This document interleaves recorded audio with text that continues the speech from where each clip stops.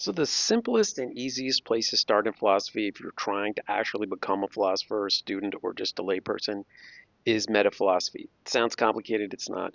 It just means discussing philosophy philosophically, which means not analyzing it scientifically, taking the discipline of philosophy and analyzing itself. So metaphilosophy reveals all kinds of things. I've said this a million times. I always say that to make myself seem, I don't know, structurally important. I've said a lot in classes, take you all semester to come up with a definition of philosophy.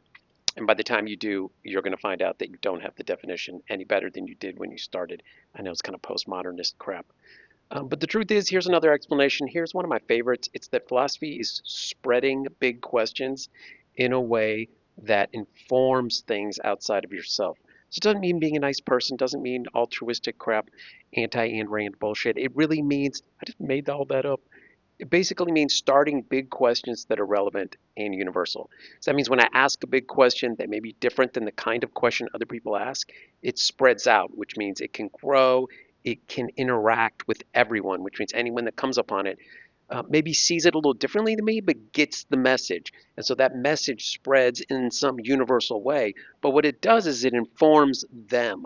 So I create my own personal relationship with the big question, and someone else can form their own person. But there's a universality and an objectivity to it, in addition to it informing you uniquely. This is a lot of words and a lot of phrases, but I hope even as a new philosopher, you can kind of follow this. This is what my channel is about. If you subscribed, you know it's about finding a way to make people better thinkers, to grow past scientism, grow past simple, forgotten philosophy, but also be a universal but easy to understand tool for just becoming a new kind of process smart. I just said so much bullshit all in 2 minutes.